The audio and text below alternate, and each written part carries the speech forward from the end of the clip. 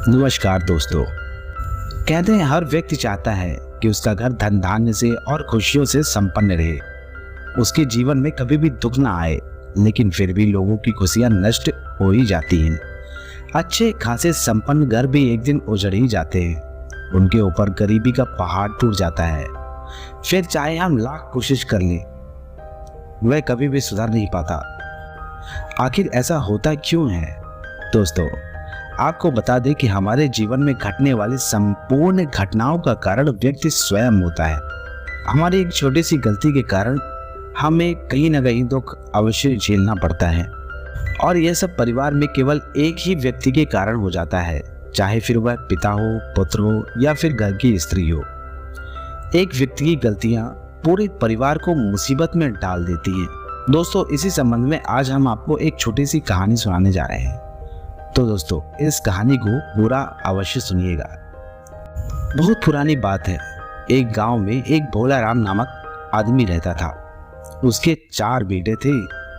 उन चारों बेटों का विवाह हो चुका था। चारों बेटों की जो पत्नियां थीं, उनमें से जो सबसे छोटे बेटे की पत्नी थी, वह बहुत ही पढ़ी लिखी और बहुत ही बुद्धिमान थी। शुरू में भोला राम के घर की हालत कुछ ठीक नहीं थी, लेकिन जब से छोटे बेटे का विवाह हुआ था, तब से उसके घर में धन धान्य की कोई भी कमी नहीं रहती थी।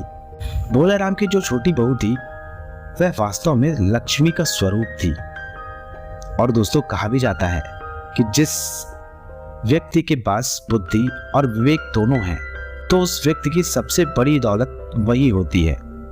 वह व्यक्ति अपनी बुद्धि और विवेक के बल में धनवान भी बन सकता है और गरीब भी बन सकता है, और उसके परिवार के ऊपर आने वाले संकट से भी वह अपने परिवार को बचा सकता है। तो अपनी कहानी पर आते हैं।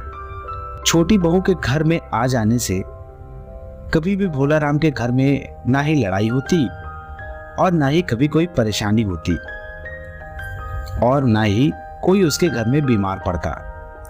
भोला राम के घर में हमेशा खुशी का माहौल बना रहता। भोला राम की इस तरक्की को देखकर उसके आस पड़ोस के लोग भोला राम से जलने लगे। वे अक्सर आपस में बात करते रहते थे। वे कहते थे कि हो सकता है कि भोला राम को कोई गड़ा हुआ धन मिल गया हो, इसी कारण से वह दिनों दिन संपन्न होता चला जा रहा है। उसके घर में किसी चीज की कमी नहीं होती। पहले तो यह भोला इतना गरीब हुआ करता था, लेकिन पता नहीं कैसे यह दिनों दिन अमीर होता चला जा रहा है। दोस्तों, हम सभी के आसपास ऐसे लोग अवश्य ही होते हैं जो हमारी तरक्की को देखकर हमसे जलते रहते हैं। हमको बढ़ता हुआ देखकर उनके सीने में सांप लौटने लगता है, और किसी ना किसी तरह से वह हमें नीचे गिराने या फिर पीछे करने की कोशिश करते रहते हैं। अक्सर उनके मन में यही चलता रहता है कि हमारा पड़ोसी खुश ना रहे। कभी वह अपनी तरक्की के बारे में नहीं सोचते, बल्कि वह यही सोचते रहते हैं कि हमारा पड़ोसी कितनी जल्दी नीचे गिर जाए। ऐसे लोग कभी भी अपने दुख से दुखी नहीं रहते, बल्कि सामने वाले के सुख से दुखी रहते हैं। ऐसी ही सोच भोला राम के पड़ोसियों की भी थी। भोला राम इतना सुखी कैसे रहता है? उसके परिवार में कभी भी झगड़ा नहीं होता, कभी भी कोई बीमार नहीं होता। यही सब सोचकर उन्होंने भोला राम के जो कुल पुरोहित थे, उन्हें भड़का दिया। उन्होंने जाकर भोला राम के कुल पुरोहित से कहा, नमस्कार पुरोहित जी, कैसे हैं आप बुरा न माने तो एक बात कहना चाहते हैं। आपके जजमान भोला राम के घर में कभी भी लड़ाई झगड़ा नहीं होता, कभी भी कोई बीमार नहीं पड़ता। यदि भोला राम के यहाँ कोई बीमार पड़ता या कोई विपत्ति आती, तो वो अवश्य ही आपके पास उसकी पूजा अर्चना के लिए आता, और अगर वह आपके पास आता तो आपको भी कुछ न कुछ दक्षिणा अवश्य ही मिल जाती।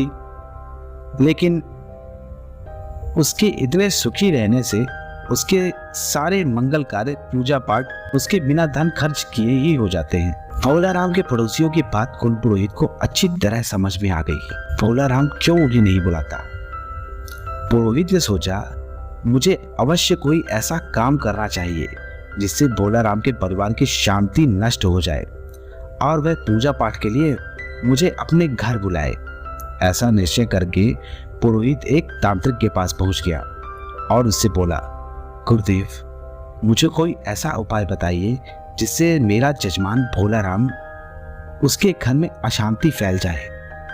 तांत्रिक ने थोड़ा ध्यान लगाया और उसे दिखा कि भोला राम के घर में अशांति तो आ ही नहीं सकती।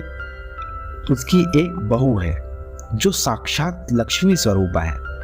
जब तक वह लक्ष्मी उसके घर में रहेगी तब तक उसका कोई कुछ नहीं बिगाड़ सकता। यही सब बात उसने उस पुरोहित को बता दी। तो पुरोहित कहने लगा, अगर ऐसा है तो मेरे ऊपर तो रोजी रोटी का संकट ही आ जाएगा, क्योंकि कहा जाता है जो जिस काम को करता है उसी से उसका घर चलता है। यदि कोई पुरोहित पूजा पाठ नहीं करता तो उसका घर कैसे चलता? यदि कोई मजदूर मजदूरी नहीं करता तो उसका घर कैसे चलता? यदि कोई वैद्य इलाज ना करे और कोई भी बीमार ना पड़े तो वैद्य का घर कैसे चलेगा? पुरोहित की ऐसी बातें सुनकर तांत्रिक ने कहा, अगर ऐसी बात है तो तुम एक काम करो, भोले राम के घर से एक हरा बांस ले आओ।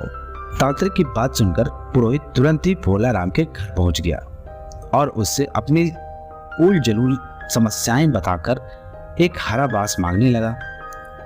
भोला राम पुरोहित की बात को कहाँ मना कर सकता था और यही सोचकर भोला राम तुरंत ही अपने खेत गया और वहां से एक हरा बांस उखाड़कर पुरोहित को दे दिया।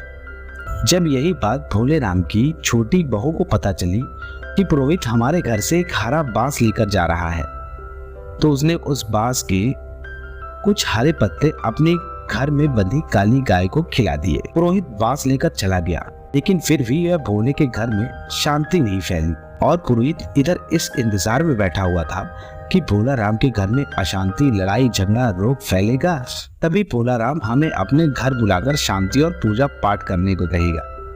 2 महीने बीतने के बाद भी जब भोला के घर से कोई बुलावा नहीं आया तो पुरोहित फिर से उसी तांत्रिक के पास चला गया और बोला, गुरुदेव, आपके कहने के बाद मैं भोला राम के घर से हरा बांस तो ले आया, लेकिन उसके बाद भी उससे कुछ भी नहीं हुआ।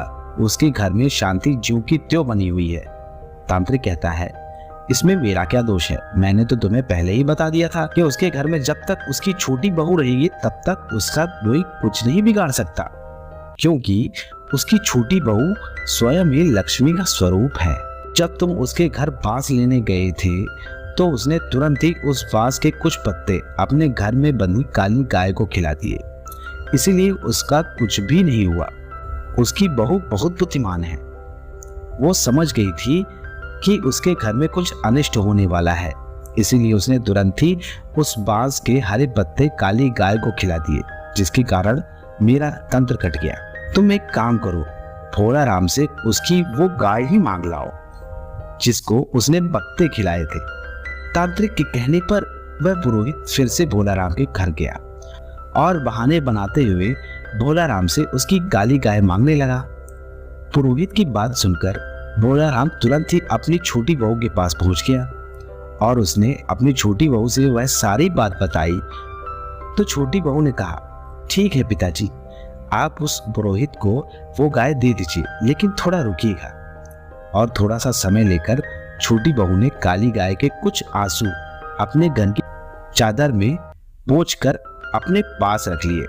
अब पुरोहित काली गाय लेकर वापस लौट गया और वह मन ही मन बड़ा प्रसन्न होने लगा कि अब तो भोला राम के घर में विपत्ति आकर ही रहेगी, और जब उसके घर में विपत्ति आएगी तो वह मुझे उस विपत्ति को दूर करने के लिए अवश्य बुलाएगा, तब मैं उससे ढेर सारा धन निकालूंगा। इसी तरह धीरे धीरे 4 महीने बीत गए, लेकिन फिर भी भोला राम के घर पर अशांति नहीं फैली।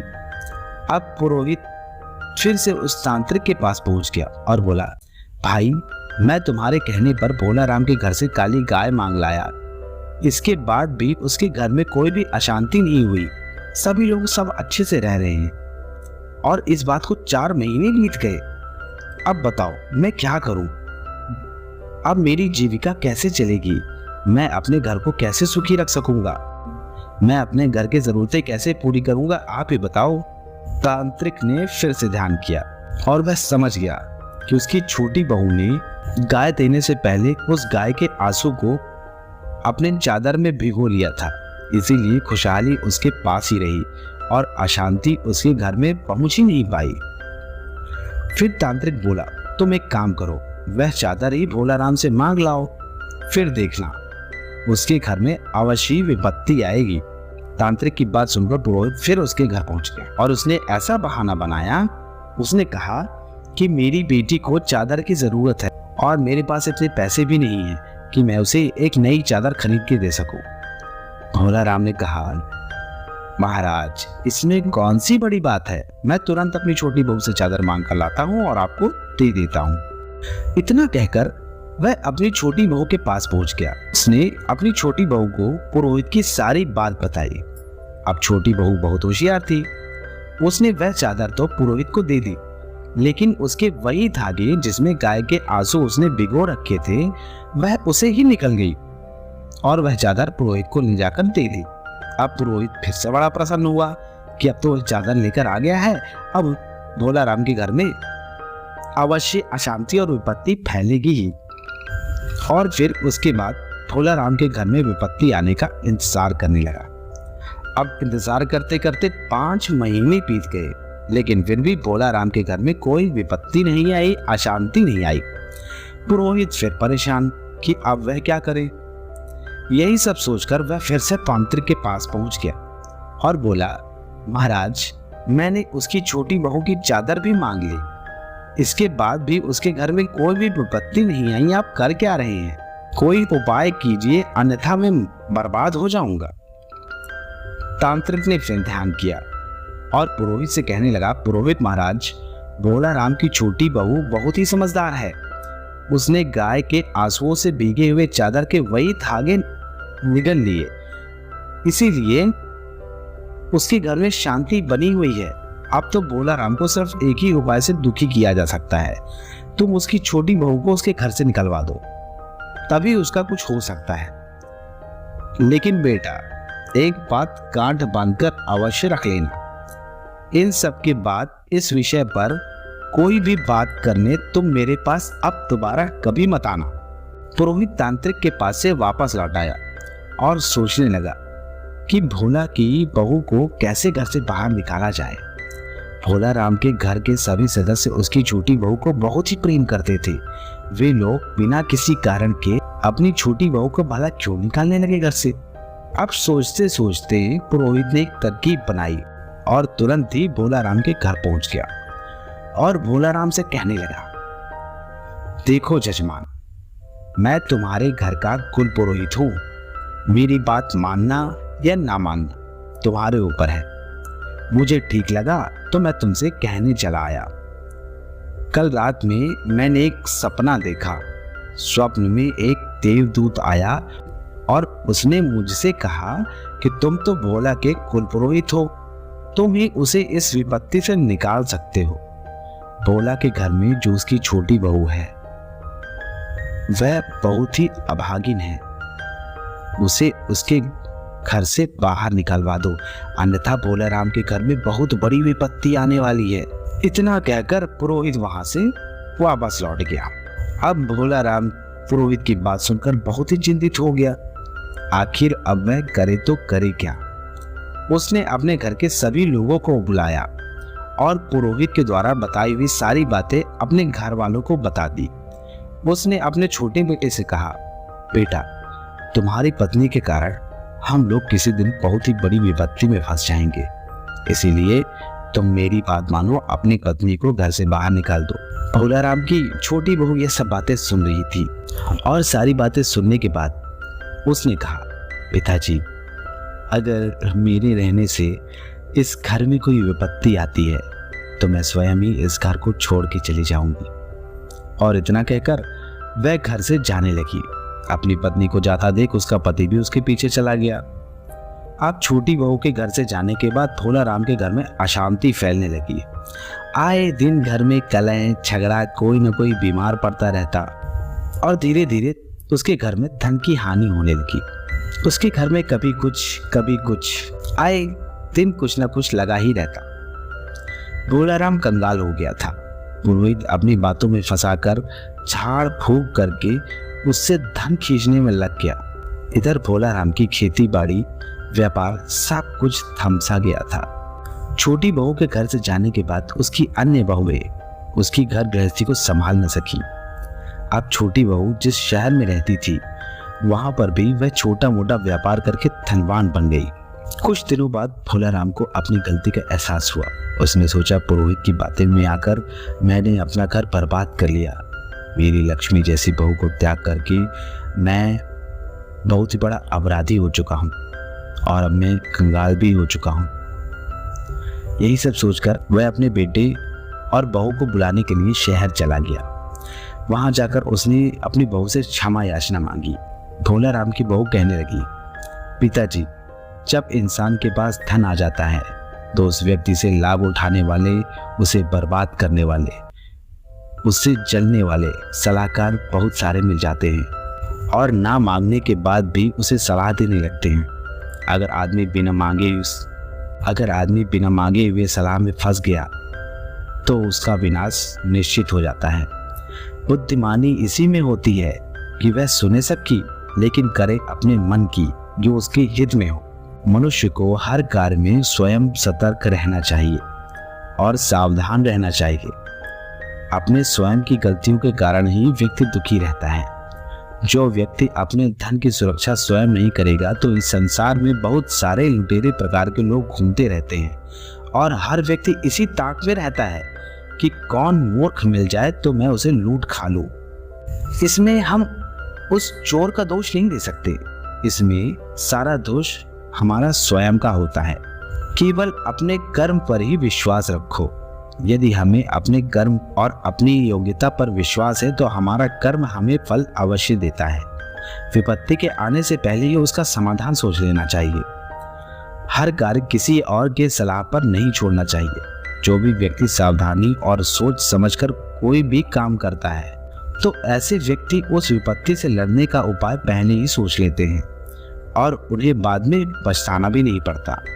दोस्तों, अब मैं आपको उन 3 लोगों के बारे में बताने जा रहा हूं जिनके कारण उनका स्वयं का घर बर्बाद हो जाता है। पहला है मुखिया। अगर घर का मुखिया मूर्ख है, जुआरी है और ऐसे ही किसी की बात पर विश्वास कर लेता है तो उसका घर अतिशीघ्र नष्ट हो जाता है। क्या हो जाता है? नष्ट हो जाता है। दूसरा है जिद्दी और लाडला बालक। जिस घर में जिद्दी और सबसे लाडला बालक होता है और उस बालक की उस घर में बहुत चलती है तो वह बालक अपनी हर जिद पूरी करवा कर ही मानता है, फिर चाहे वह गलत हो या सही, या फिर उसमें कितना ही बड़ा नुकसान क्यों ना हो जाए। जिस घर में ऐसे बालक की चलती है वह घर अवश्य ही डूब जाता है। तीसरा है दुष्ट स्त्री। माफ कीजिएगा देवी जी, लेकिन यह सत्य है। ऐसी स्त्री जिसका मन चंचल हो और स्वभाव दुष्ट हो तो ऐसी स्त्रियां घर की उन्नति के लिए ठीक नहीं होती। उन स्त्री के कारण ही घर की उन्नति रुक जाती है और वह घर भी कभी पनप नहीं पाता। तो दोस्तों, आज की कहानी बस इतनी। आशा करता हूं कि आपको यह कहानी अवश्य ही अच्छी लगी होगी। अगर अच्छी लगी हो तो वीडियो को लाइक और चैनल को सब्सक्राइब करना बिल्कुल मत भूलिएगा। और दोस्तों, अगर आपको ऐसी ही कहानियाँ और ऐसी ही मनोरंजक जानकारियाँ पसंद है तो हमारे चैनल में आपको ऐसी कहानियों और जानकारियों के संग्रह मिल जाएंगे जिन्हें आप कभी भी सुन सकते हैं। तो दोस्तों, आज के लिए बस इतना ही। कल फिर मिलते हैं किसी और नई कहानी के साथ हम लोग। तब तक के लिए नमस्कार और वीडियो में अंत तक बने रहने के लिए आप सभी का बहुत बहुत धन्यवाद।